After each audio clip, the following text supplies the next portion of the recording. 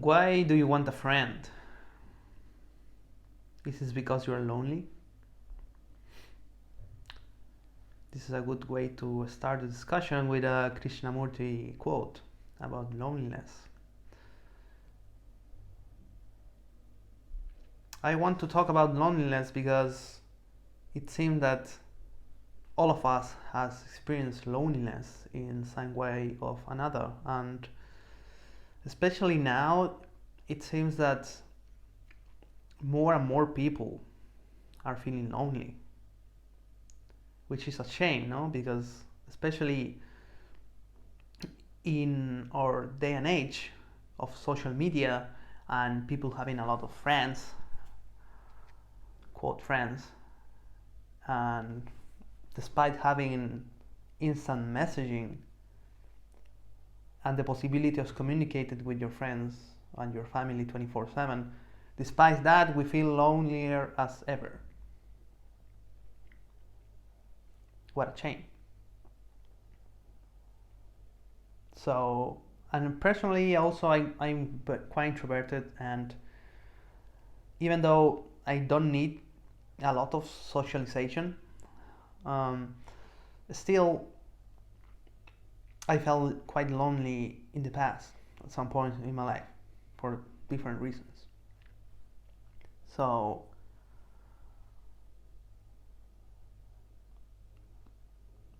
I think that loneliness can affect pretty deeply our mental health and our sense of well-being. But I just want to become aware first that loneliness is not cured or solved by just socializing more or having more friends. And I hope that you can relate to that, understand that, but if not, just realize or think in a situation in the past where you felt lonely despite being around of a lot of people. I think that a lot of us have had this feeling of feeling lonely in a room full of people. That sucks. Because you want to connect with people, but you feel like isolated. It's like you are in your own bubble. So, loneliness is not about absence of people. And I just want to become aware of that. And of course, that I'm not saying that you shouldn't socialize, and I think that having a circle of people that you can interact and have meaningful conversations and a support group is great. But I just want to tell you something, and loneliness has to be solved within. It's not an external problem. So no matter how many friends you have, how much success you have, if you don't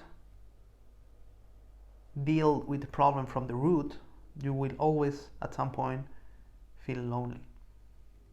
You may distract yourself with your friends, with your social circle, but at some point you will be alone. Eventually you will die alone. So wouldn't be nice to face the problem of loneliness from the root and eliminate this feeling once for all. That's what we want to do in this episode. To understand what loneliness really is, and after becoming aware of that, having the tools to tackle the problem once and for all. So that's why my videos are not 5 or 10 minutes, because those problems needs to be, first we need to understand them, and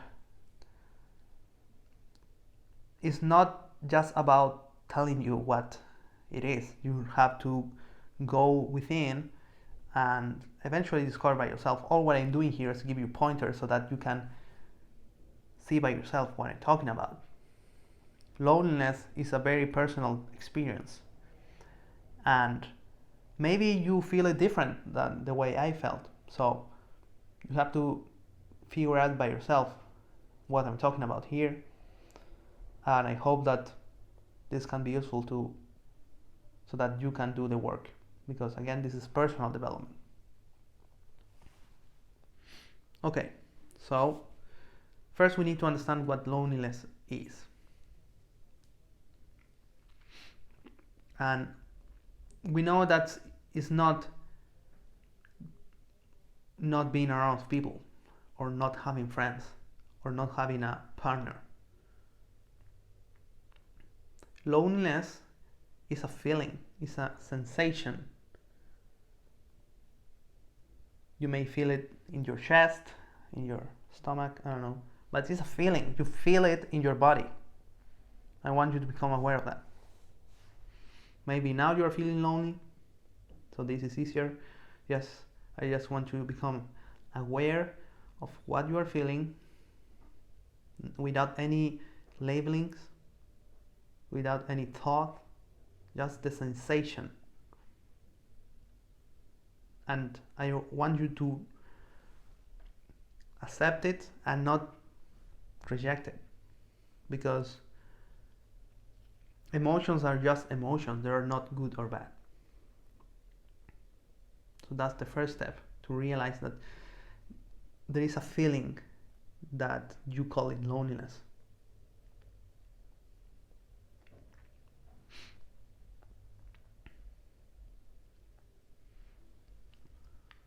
And this is crucial, because that means that loneliness is an inner game problem, is in your own experience, and therefore can be work within you, doesn't require people. And that's a good news, because if you are lonely now and you don't have friends or a partner,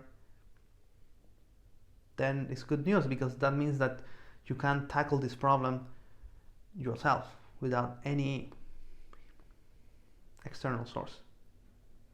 It's completely inner game, because it's an emotion that you're having.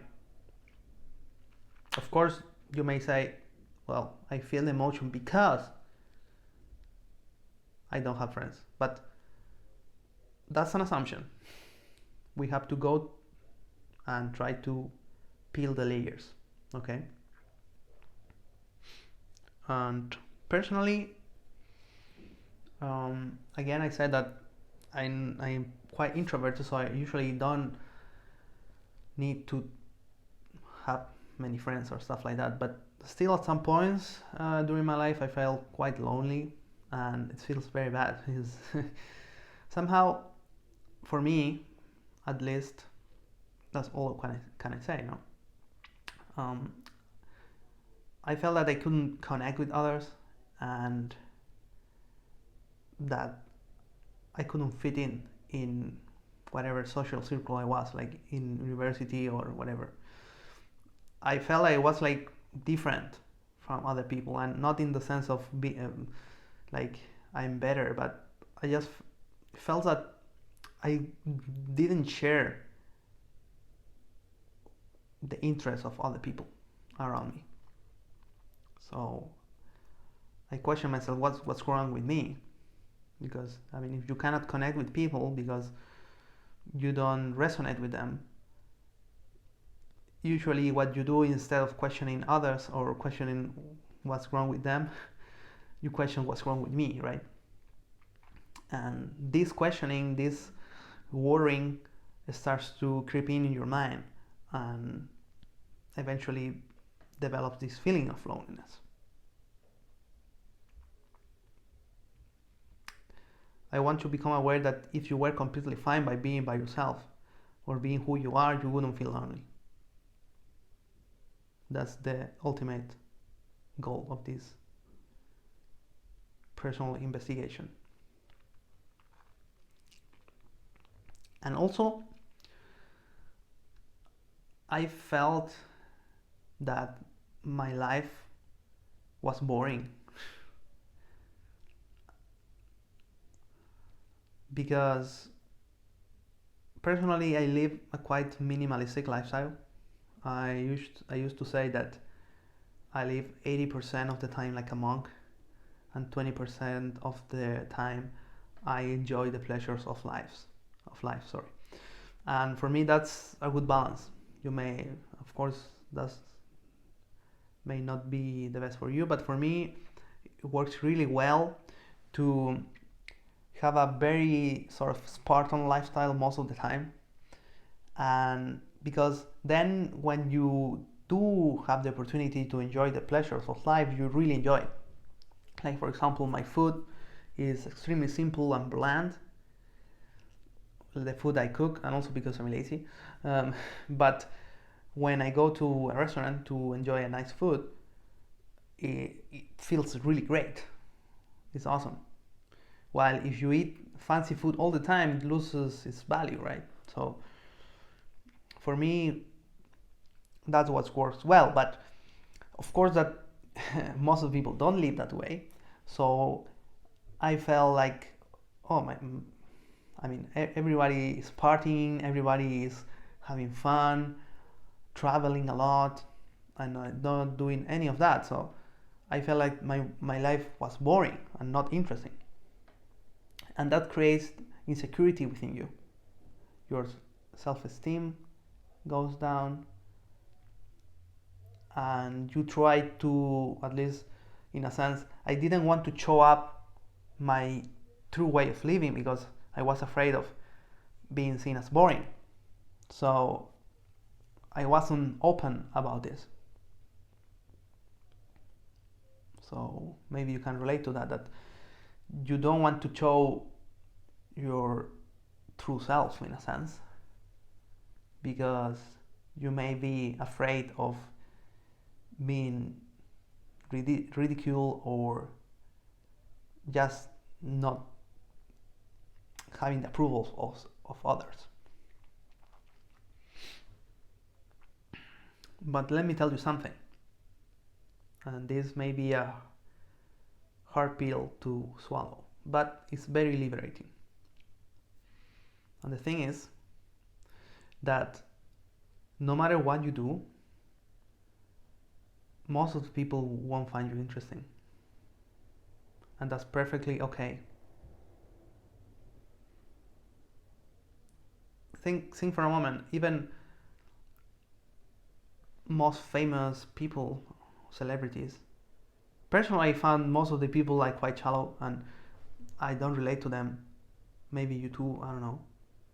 So even the most famous people, there will be other people that don't share their lifestyle, that don't find them interesting. So if the most famous, successful people in the world have people that don't like them, quite a lot probably, so it's completely fine, no? And actually, you want that, and that's something that deep down you don't want. You are afraid of being rejected, so you want to fit in. But I'm telling you, that's not a good strategy, because if you try to be liked by everyone, nobody will really like you.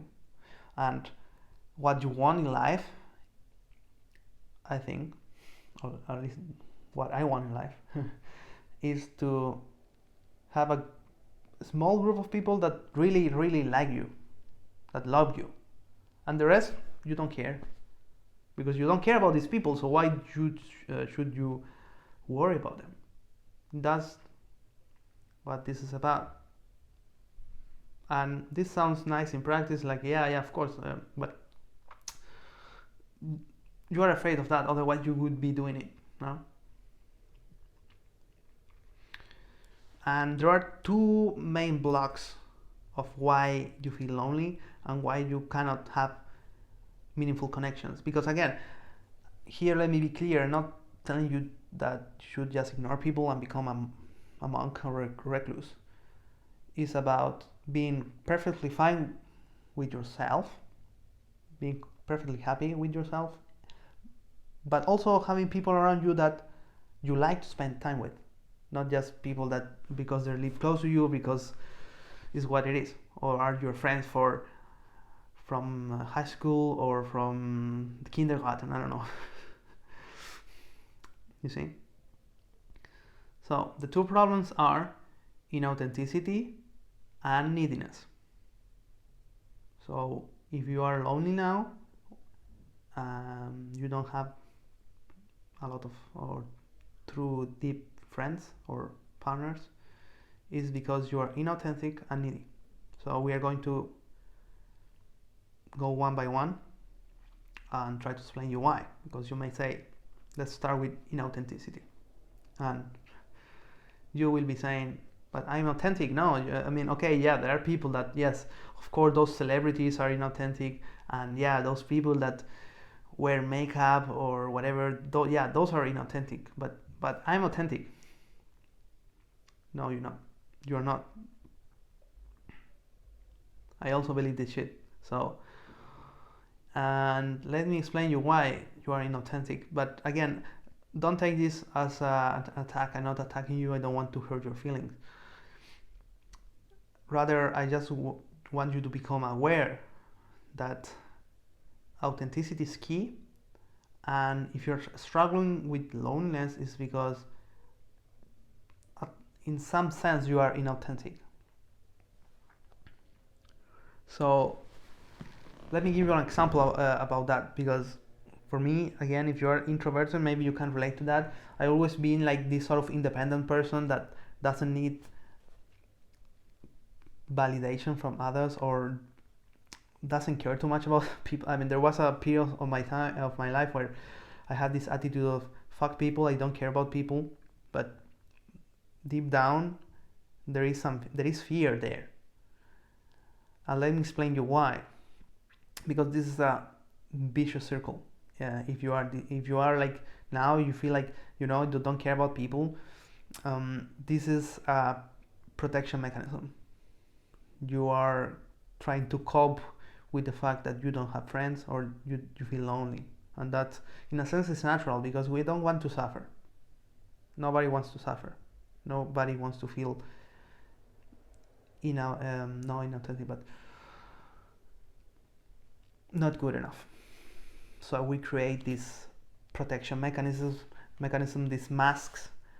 We used to wear masks for a while because of the pandemic, but still we always wear mental masks and armors because we don't want to show who we truly are, because deep down we are afraid of being vulnerable and being rejected. So if you are this type of person that is independent and don't care about people, this is a self-fulfilling prophecy. Why? Because you had this attitude of don't care about people, you won't put the effort. Let's say that because sometimes during life there are people that you can resonate with, that you can talk effortlessly. I remember situations in my life where this happened, that sometimes you just have a good time with people and they are nice to you and probably they will be open to be friends with you if you or both do the effort to cultivate this. But either you are lazy or you say whatever, I mean, I don't care too much, so you don't put the effort, and at some point the other person will get bored of you or will just because they see that you are not putting the effort, so they will just say, okay, then this person maybe is not that into me, so they will start putting less effort. So, and then you're not putting effort, so what happens that the friendship dissolves or just fades away, and then you just get this self-fulfilling prophecy, and you say to yourself, you see, it wasn't that important anyways. So you end up alone and miserable. So, and as I was mentioning, deep down you are, if you are like this, and I used to be like that, you are, this is a coping mechanism, and you are afraid of intimacy. You are afraid of being vulnerable and to be who you are. And that's why the inauthenticity comes from. Because again, why do you need to put those armors? Why do you need to show to the world that you don't care about people? Or, of course, this is just an example, but it could be applied to different aspects of your life. And the thing is that all people have, we are, put a lot of armor and masks, mental masks, either physical or psychological. Like people that are quite reticent to open themselves to people. Of course, it doesn't mean that you should open to everyone, but if you want to really connect with someone, at some point you have to be vulnerable, and this is scary. I completely understand that nobody wants to feel rejected, right? We are extremely afraid of that because we're social creatures, and also a lot of people put masks in terms of, I don't know, big muscles, or I'm not saying that you shouldn't do that, but a lot of guys go to the gym just because they think that this will attract women, while what I think that happens is that the confidence you get is what ends up attracting women, not the muscle necessarily. I mean, it's good if you want to have muscles because you feel good, because you like to go to the gym, then it's great. But a lot of people go to the gym or want to look better just because of the external validation, not because they truly want to do that. But of course, this not only applies to that, but also to, I don't know, wearing fancy clothes, or having a cool car, or makeup for women, or plastic surgery, or all this nonsense. So we are full of masks, and because we either want to impress people or show how cool we are, but this is just nonsense. I mean, after all these layers of armor, there is a person which is afraid, and a lot of time we don't feel good enough, and that's why we are pretending that we are this cool, or I don't know, you may want to be seen as intellectual, and you want to say these cool ideas, these intelligent ideas, because maybe you are the type of more intellectually inclined person, and you want to be seen as smart by others. You see, I mean, it doesn't matter really what sort of makeup you're using. It can be literal makeup, but also can be mental makeup. But it's the same, doesn't make really a difference. There are just different ways of coping with this feeling of, of being afraid of showing who you are. But the thing is that sooner or later you will have to take out the armor. At some point you will have to metaphorically go to bed, right? And you will have to take out the armor. You cannot wear it 24/7, or the makeup also, no? for the girls out there, they have to remove the makeup at some point. And I don't know if you're a guy and you experience that, and then you see a completely different person. It's like, what the hell is going on here? Because the makeup makes the person completely different.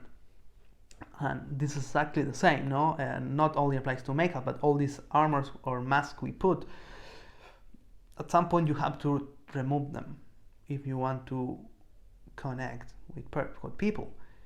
And there is a risk that they may not like what they're looking.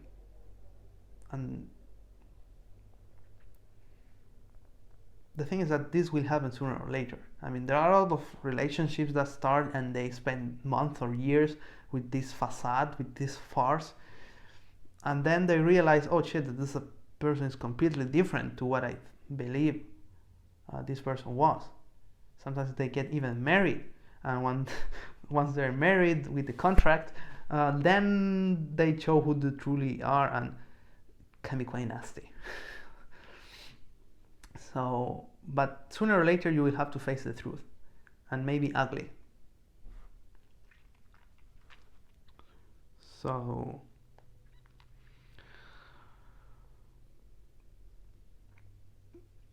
the thing is that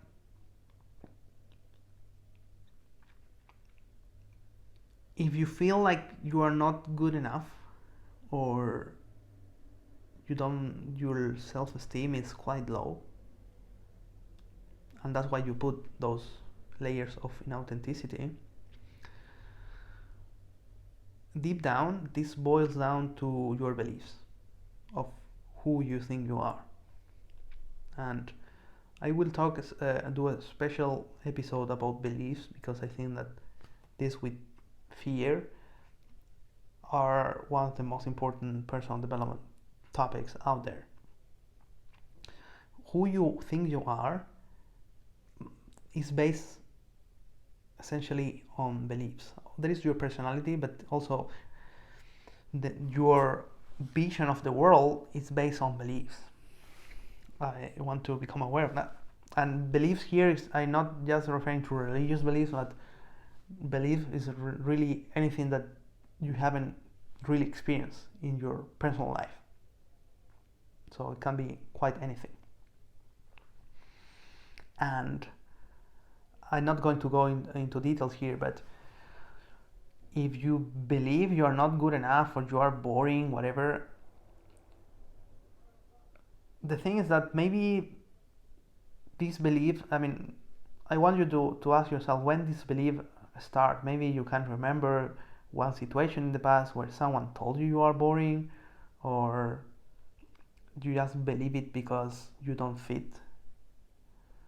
So the thing is that beliefs can be changed, because they may be based on situations that occur in the past, but they may not be true anymore. So you are always free to change your beliefs. And let me be clear here, because I know that a lot of people with low self-esteem, they may have experienced very traumatic events in the past, and that's why they take some very negative beliefs. And here, I'm not a therapist, so I know that this can be extremely difficult to go through. So, but I just want to become aware that whatever belief you may have about yourself that you know that's not good, doesn't help you, is because there was a situation in the past that made you adopt these beliefs, or maybe someone told you, maybe your parents or your caretakers implant those beliefs in you, but they're not yours, and those beliefs are not who you are. So that's what I want to say about beliefs. I will go into detail in a future video, because I think that it's such an important topic.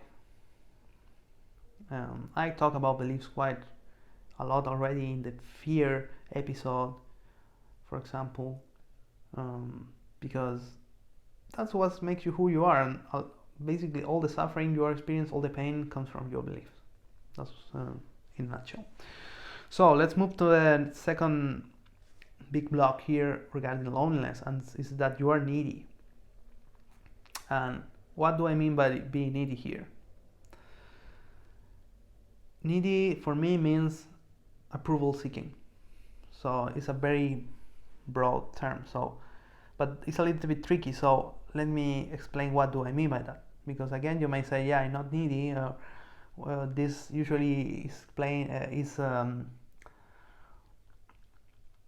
applied to the relationship context. Like, yeah, the boyfriend is needy or the girlfriend is needy. But neediness is a very social. It applies to all your relationships. It can be applied to relationships with your family, with your friends, of course the intimate relationships, but it's a very broad term. So let me explain a little bit what do I need by neediness.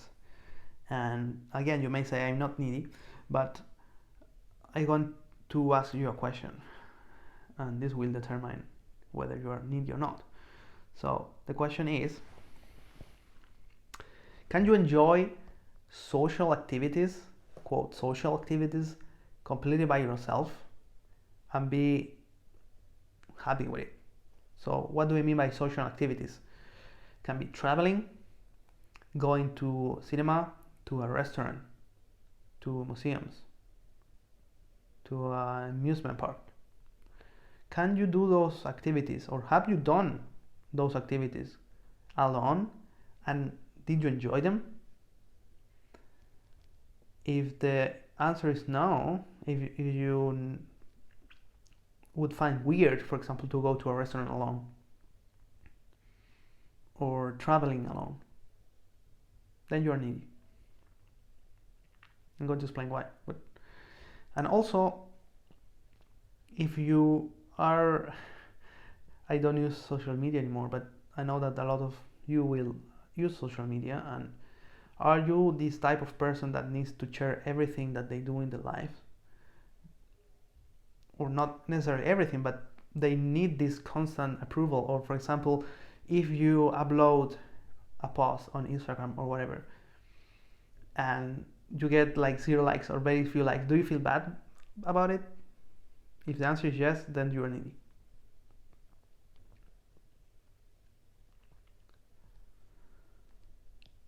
And again, I'm not trying to attack you or anything like that. Actually, being needy is a learned behavior. All of us, essentially, we are conditioned by our upbringings to be needy, and I'm going to explain why quickly. The thing is, you know that we are social creatures, and when we are babies, we are completely powerless. We cannot do anything by ourselves, right? That's what differentiates us from other animals. Some animals, they are born and they are walking already, or I mean not walking but moving. But we have to spend like 1 year to start walking, and like a couple of years to speak, and we need to be fed, everything. We are completely powerless. So as babies, since we need to be fed, I mean we need to survive, right? So we learn to find the approval of our caretakers, because our survival depends on them. If they don't want to feed us, then we are going to die. I mean, there is nothing we can do about it when we are quite small. And as you start to grow, and I don't know, you become a toddler, I don't know, 2-3 years old, I don't know, you start to recognize the words, you learn that some behaviors are good and some behaviors are bad. If you do the good behaviors, you are a good girl or good boy, while if you do the bad behavior, you are a bad girl or bad boy. So that's the root of neediness, because it's a survival mechanism. So in a sense, when we are babies, it's good. I mean, we have to it's a completely natural mechanism. I just want to become aware that that's normal, and all of us essentially go to this process. So when we are small, I mean, we take those words when they tell you are good, you are bad, as the literal truth. We don't question those beliefs. We are not capable of doing that. So if you realize that, I don't know, praying daily is good and you get reward from that, then you will implant this idea of praying or going to church. While if your parents or caretakers think that to be a good child is to be quiet, to don't make noise, you will become quiet. You won't express your emotions because you will be afraid of getting disapproval from them. You see? Of course, there are some children that are more rebels than others, but in some way or another, we learn that in order to get the approval of from your parents or whatever is taking care of you, you need to do what they think is good, and that's the root of neediness, because you are looking the approval. And I mentioned that neediness is approval seeking. So we learn to be approval seeking machines.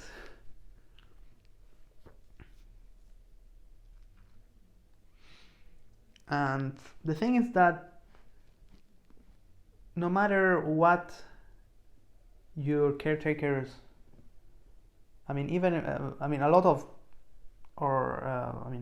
sadly, a lot of children grow in a pretty environment. But even if you grow in a good family, you will learn that good things or bad things, those things are completely dependent on your parents. So if your parents are Christians, then going to church or whatever, reading the Bible, is a good thing. If your parents are atheist, then doing that will be a bad thing, you see. So, but no matter what values or beliefs they have, they implant them on you. It's an unconscious process. It's not that they are thinking, okay, I want this kid to learn the Bible. Maybe they do it like indirectly, but it's a pretty unconscious process most of the time.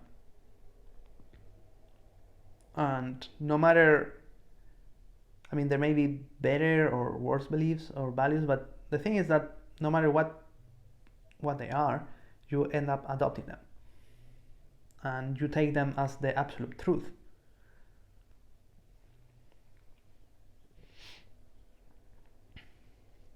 And when we become adults, we repeat those, or not only adults, but adolescents, teenagers, we continue using those patterns of trying to seek the approval of others.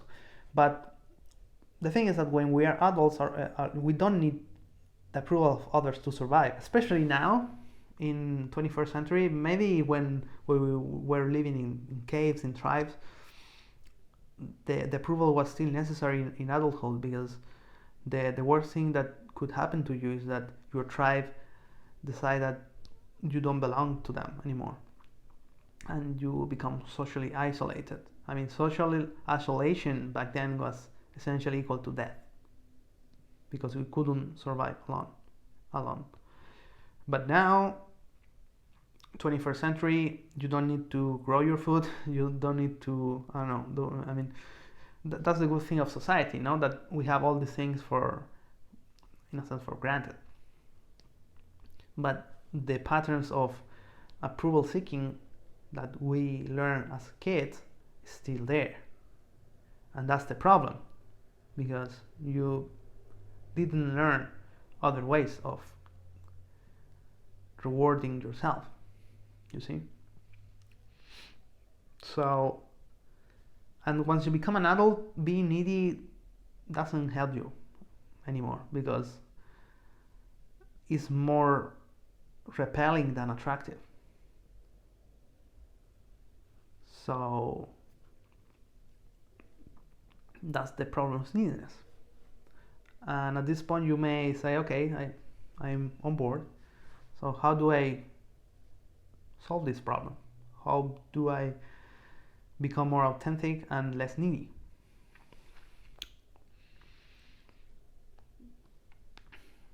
Okay, so in my episode about fear, I really recommend you check it out, because it's one of the foundational videos where I explain what fear is. I'm talking about fears also here, but in a sense I'm just applying the ideas from there. So I really recommend you check it out.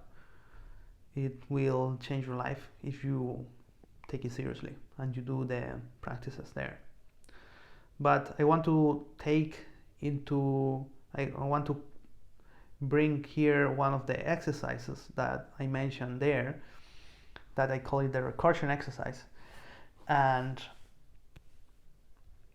because, as I mentioned, in order to become more authentic, you have to face your fears. You have to face your fears of intimacy, and ultimately you need to face the fear of being alone. What's the problem with that for you?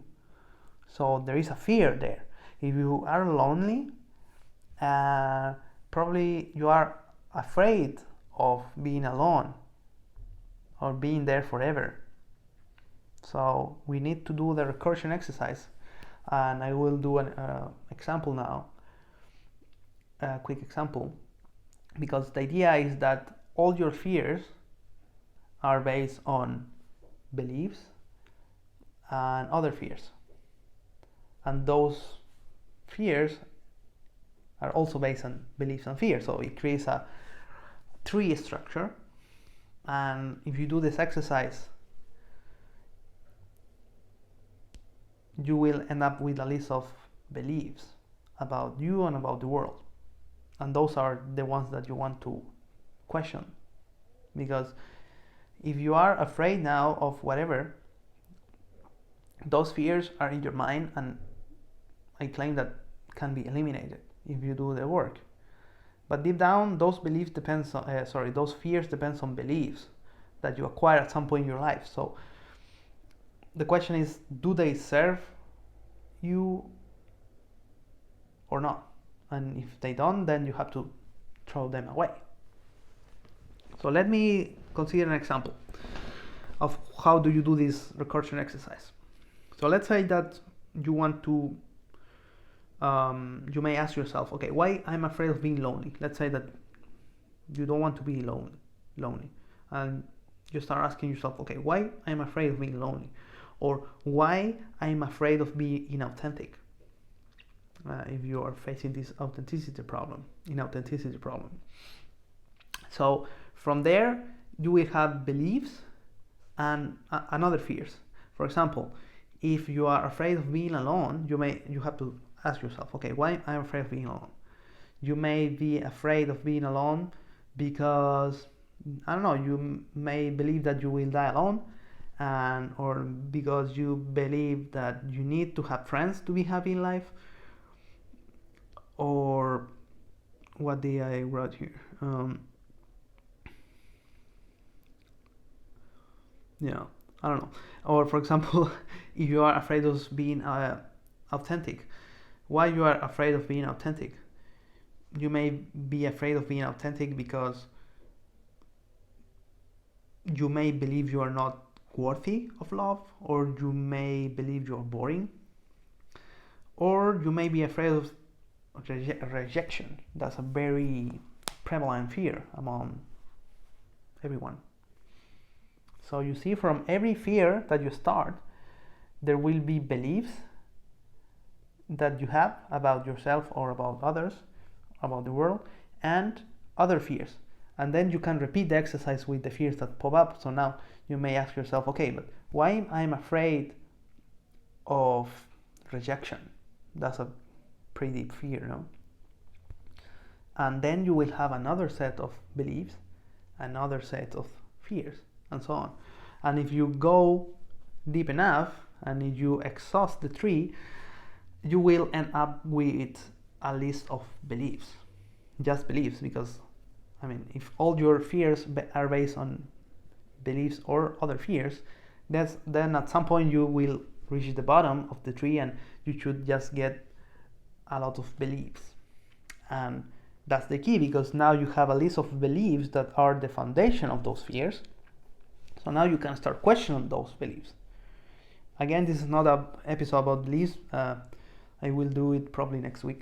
But you have to start questioning those beliefs. And a very simple way of doing that is ask yourself, okay, when this belief start? So for example, if you believe you are boring, for example, you may ask yourself, when this belief start? Maybe it starts in school, maybe someone told you, oh, you are boring, or in university, maybe you were discussing, or maybe you just believe it too. You create this belief because I don't know, everyone else doing like cool stuff, and you don't, so you may have this belief because of that. So it's important that you try to remember a situation in the past where these beliefs start to emerge. Maybe some of those beliefs are from your childhood, so you don't remember them that well. So it may be a belief from your parents. The thing is that the point I want to make here is that all the beliefs that, I mean, those beliefs that are the base of your fears, I mean, they're not doing you any good, because if you fear something, it's because you have beliefs that support them, and those beliefs are not helping you, right? What I'm trying to say here is that all beliefs have a reason to be in the past, and those beliefs were maybe useful at some point in the past, but they are not useful anymore. So you have to ask yourself, is this belief really helping me now in the present? For example, the beliefs about being boring. I'm truly boring. I think that I'm boring? Maybe you are boring, and you can do something about this. Maybe you realize, yeah, I'm playing a lot of video games. I'm not going out, or I'm not, I don't know, reading books, whatever. I mean, I would like to do something different. Maybe you realize that, I mean, you may be boring, but maybe you are not boring. Maybe you really think that the way you're living life is the best, and just because someone told you you are boring, then you believe it, you see? So it's very easy for us to acquire beliefs because someone told you something.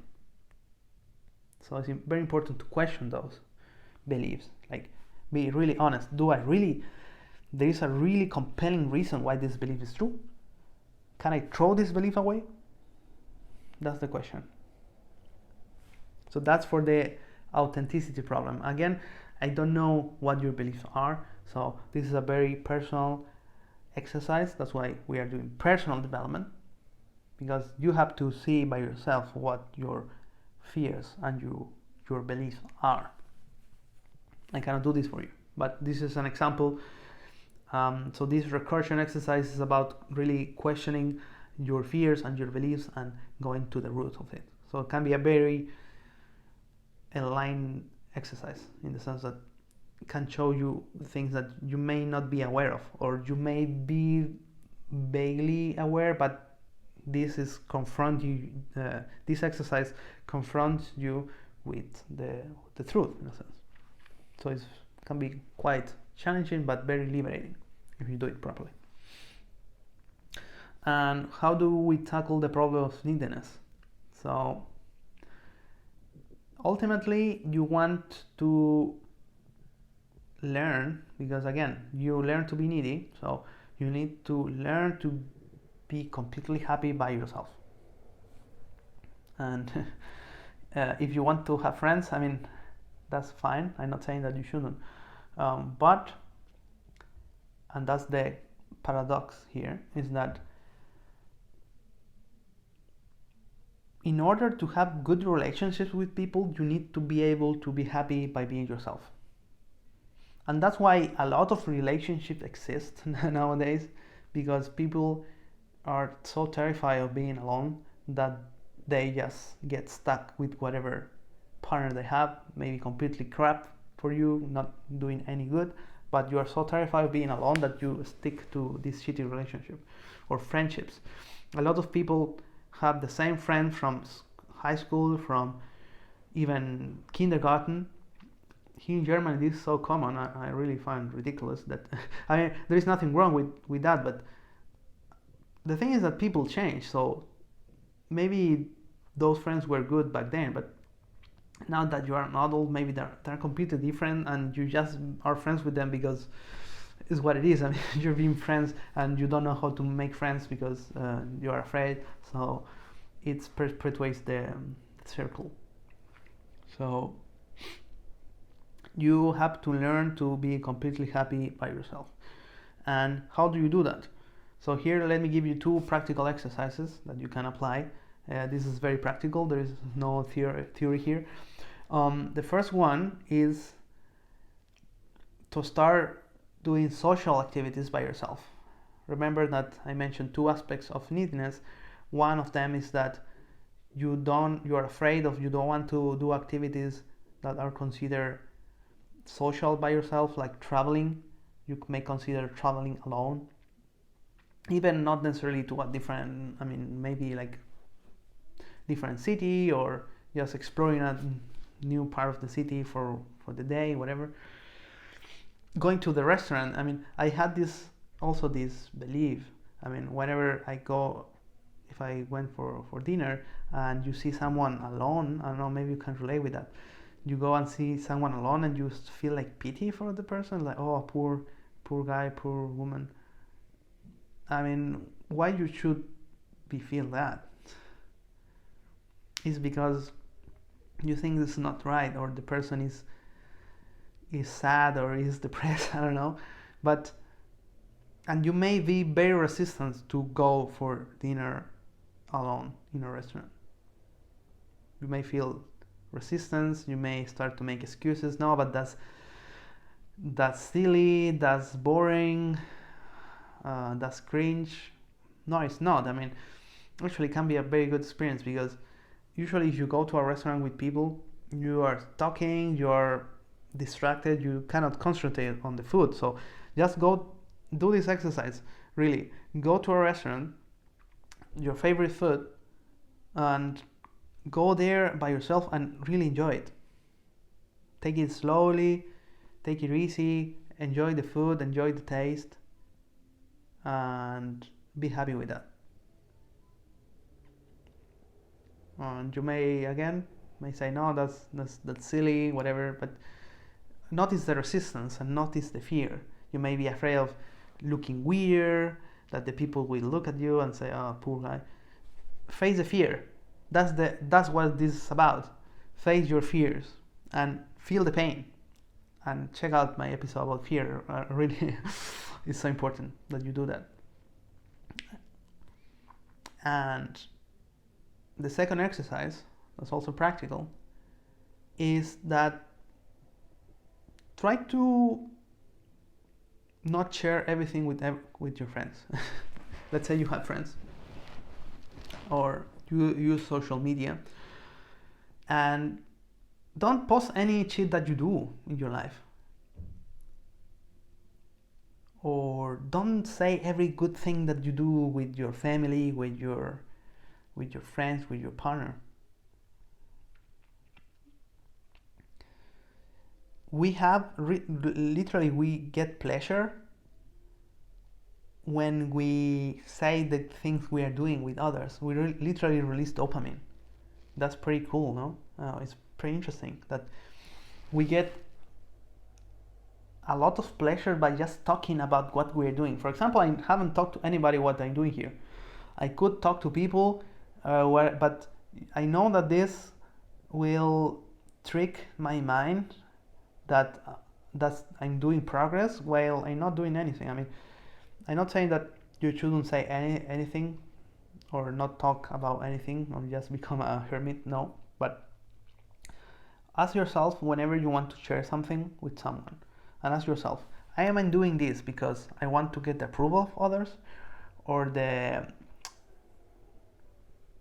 good, I don't know, the good feeling from that, or because you really want to share this because maybe it can be helpful for the other person, or because you don't care. For example, again, if you want to post something in social media, will you feel bad if nobody gives a fuck about it? Then don't do it. Try it. The thing is that it seems to me that nowadays, if something is not on social media, you don't exist, essentially.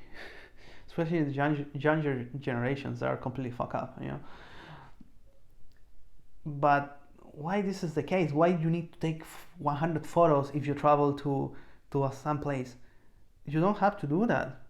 I mean, after all, the photos are just photos, are just memories. The experience is all what it is, and it's quite insane, no? That, I mean, if you go to, I don't know, the Louvre Museum in Paris, and you want to go there, there are hundreds of people taking photos to the fucking Mona Lisa. I mean, you could just buy a postcard, you know, better quality. That's just stupidity. Do you realize that? And I don't want to be insulting, but just that I also want to become aware of that. You don't need to share everything with everyone, because just become aware that this is you want to get the pleasure, the approval of that. So if you do something good, you don't need to know the opinion of others, and it may be that other people find what you're doing bad, maybe even backfire you. For example, if you, I don't know, donate money to a beggar on the street, and you may feel good with that, and you tell someone, the person may tell you, oh, what you're doing money to these guys, I mean, they are just drug addicts, you shouldn't give money to them. It may even backfire you. So if you do something and you think it's good, just do it and don't tell anybody about this. That's the second exercise.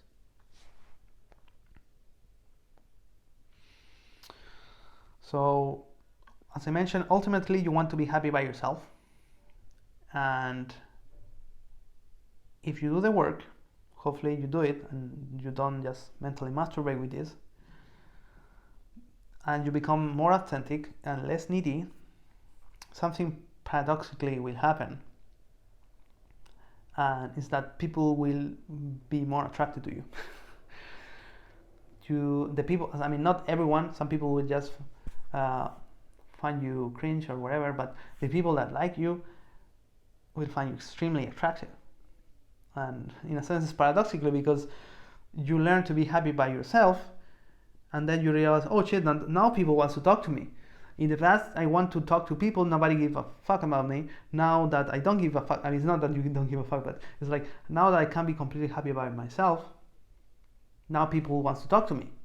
And that's exactly the point you want to reach, because your relationships deep down should be based on love and selflessness. You shouldn't expect anything from other people. Happiness is completely within you. And that's the end of the video. So hopefully you like it, and like, subscribe, whatever. See the newsletter, because if you don't want to listen this 1 hour episode, you can read the newsletter in about 10 to 15 minutes and you can get information. But I think that's also good to listen to the episode, because I go into more details in some aspects, and you can listen it while, I don't know, on the gym or commuting, going for a walk. Personally, I don't like those 5-minute videos, stupid videos, but because you have to be looking like at 3-4 videos at a time, and usually they don't tell you anything. So while in an hour long video you can really go deep into the topic, and this channel is about the principles, the right framework. And if you are lonely in this case, I mean, the solution is within you. It's in your hands now to make the work, the inner work, and I'm telling you, this will change your life. But you have to do the work. It's not enough just to believe me. So that's all for today. I hope that you enjoy. See you. Bye bye.